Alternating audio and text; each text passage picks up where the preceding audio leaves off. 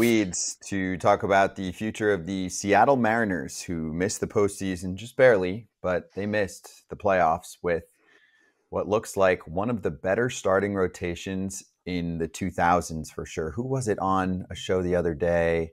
I don't remember who it was, saying that it is, in their mind, the best starting rotation of the 2000s. And I'm looking back and I was like, I think I agree with that. So anyway, they wasted that away because they also scaled back in the offseason and didn't put as much into their offense. So GM Jerry Dipoto talked with the media pregame before the last game of the year, and he said that trading pitchers from the rotation would be plan Z. They have no intention of doing that. And this coming from Ryan Divish. I get pretty deep in the weeds on social media, Kratz, with Mariners fans. Some who I'm tight with, some who can't stand me because I point out the obvious, which is the 54% plan, which, by the way, I swear to God, I have not checked yet. Do we know what their winning percentage was this year? I swear I have not checked. Let's do it together. While you check, I'm here already. I'm here already. Okay, go ahead. You want to know what the number is? If I round up, is it fair that, you know how they give you three numbers? Yeah. And so if it's 5 or more, they round up? 53-6. You want to guess first? Obviously, you know it's in the 5s now. AJ, what do you think? Winning percentage. Right on whatever your guess was. So like 2 points away below. So 50, what'd you say 54 was yours? So like 52 something. 52.5. Oh, so essentially damn, they were 53%. That's what I meant. And if they were 54%, they might have made the playoffs. How funny is that? But, you know, we don't play the game in a simulation on a computer. Sorry about it. And so they missed the playoffs. Your win projections were actually really close. If you want your team to be a 54% winner every year, you're right. You're really close. You almost did it. You essentially built that, but you missed by a percentage point and you missed the playoffs. That's what happened. And again, I'm not blaming Jerry. Obviously, those were stupid comments and he kind of took them back, I hope. But again, kind of, right? But again, Kratz, I mean, he wasn't given the tools to succeed at the next level. I will give a ton of credit. I've been doing this all year, right? I've switched my tone. I feel bad for Jerry Dipoto. He built one of the best rotations we've seen in modern times. And they were all healthy, which is the real warning sign for future years. The chances that all of those guys are going to get through a full healthy season again is almost zero. It's just the law of averages. Mm-hmm. So this was wasted because they should have picked up big bats like Juan Soto in the offseason. The best rotation of 2000s is the 2011 Philadelphia Phillies. But anyway, I saw it. You can name the names, but name them. Joe Blanton. I'll start out. Okay, everyone's gonna be like, Joe Blanton. Then we got Roy Oswalt, Cliff Lee, Cole Hamels, Roy Halladay. And when each of those guys went down, and I think this is where teams that miss playoffs miss out, Vance Worley ended up being, I think, second in the Rookie of the Year voting, and I think he won like 14 or 16 games that year. So you had 6 dudes right there making almost all their starts, and that team won 102 games. We got bounced in Game 5 against the Cardinals that year, but that's the best. That's the best rotation in my opinion in the 2000s. Okay. And they had a lot of hype, and they lived up to it. Now, Dipoto and the Mariners. Look at what the Mariners did. Cal Raleigh did what he was supposed to do. J.P. Crawford was hurt.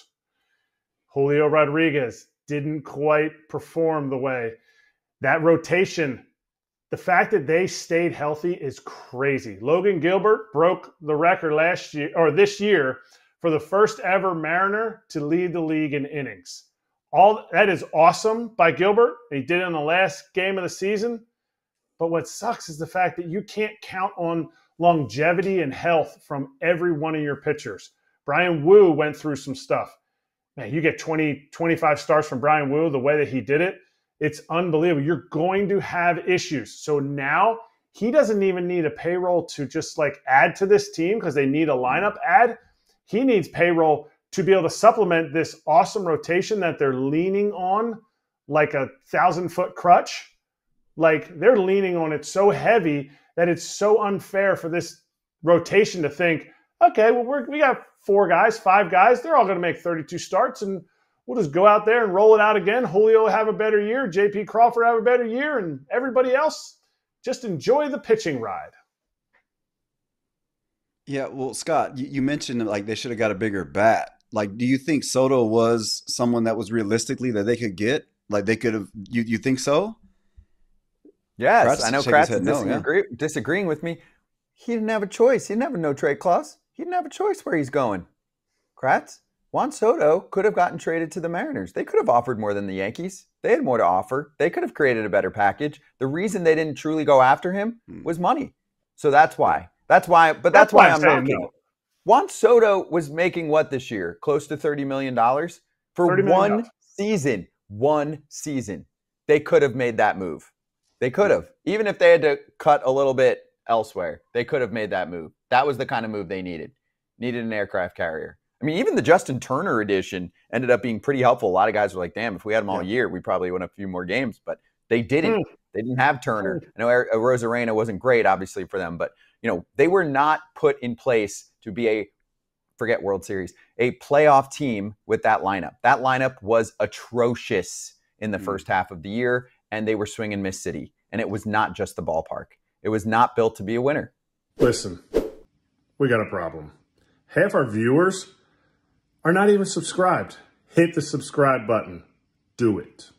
We get it. Mornings are nuts. No time for breakfast, but you need to get your day started right. What if a delicious, nutritious meal could be ready in seconds? Support for Foul Territory is brought to you by Huel, the world's #1 complete nutrition brand. With over 400 million meals sold worldwide, Huel is trusted by millions of people looking to fuel their days with convenient, complete nutrition. Try it for yourself with this exclusive FT offer. 15% off with the code FOUL at Huel.com. We're all about saving time, but we get hangry, like a lot. I recently fell in love with the Huel Ultimate Super Greens Powder, which is a perfect blend of 91 vitamins, minerals, and whole food sourced ingredients. I also love their complete nutrition bars, and those hot and savory pouches are fire too. FT fam, give it a shot. Get 15% off with the code FOUL at HUEL.com. Unlock a healthier, easier way to eat with Huel. Nutritionally complete meals in minutes so you can focus on what really matters. Brandon Belt was available. Brandon Belt was available, but Brandon Belt probably said, I'm not coming back to play unless I get, X million dollars, 1 year, 10 mil, whatever it was, right? He was like 130 OPS plus last year. Mariners weren't going there. They weren't doing that. They were shedding. They were not adding like that, right? They shed the contract of Robbie Ray. They tried to counter that with, Mitch Haniger in that deal. But AJ, there were multiple players. I mean, Matt Chapman would have been a perfect fit there. Right. Perfect fit there. Matt Chapman had a great year. Perfect fit. Did not do it. Obviously, that would have helped even more. The run prevention and the offense would have been able to use Rojas all over the field. They didn't do any moves like that. AJ, we went from talking about this team as a contender for Shohei Ohtani, who spent some time there and was definitely, I think, in consideration. I think if Shohei Ohtani gets thrown big money, he's considering it, right? The Mariners probably would have had to beat the Dodgers offer, but we didn't know. We're like, hey, this guy markets himself. He probably pays for himself 20 times over. A lot of people thought the Mariners were going to be in play for him. Offseason starts. There's a report in 5 seconds. They're not in play. Why? They're not going to spend money like that. Spend money like that. We couldn't even do 1 year 30 for Juan Soto in a trade. So that showed you what was going on. The owner tried to blame, their subscriptions getting moved with fans and all of that, and how they were going to make less money this year. It's the same story as the Twins. Are you trying to make this a portfolio team and drive off your revenue, or are you trying to win a championship? And they spoke. Right. Yeah, they did the whole Kevin Hart. See, the way my bank account is set up with my savings and my checking is, they did that whole thing. That's a good one. No, I agree. Yeah, I mean, I agree, man. I agree that, they weren't going to spend that money. That's why I was asking if it was realistic that they can get Soto, because I feel like they're not an organization that spends money like that.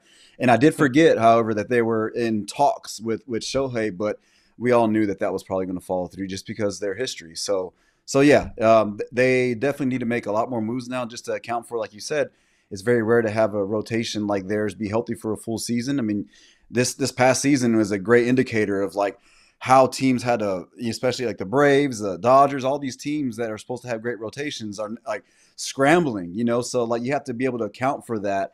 And they definitely taken a step back and have to, figure out how to, get those places in order. Yeah, I know we got to jump, but also Dipoto said that he doesn't believe the team will have to create payroll flexibility. He acknowledged the payroll will go up significantly with in-house players, but also said it would go up beyond those expected raises. I don't believe you, but we'll see what happens. Prove it. Hey, everybody.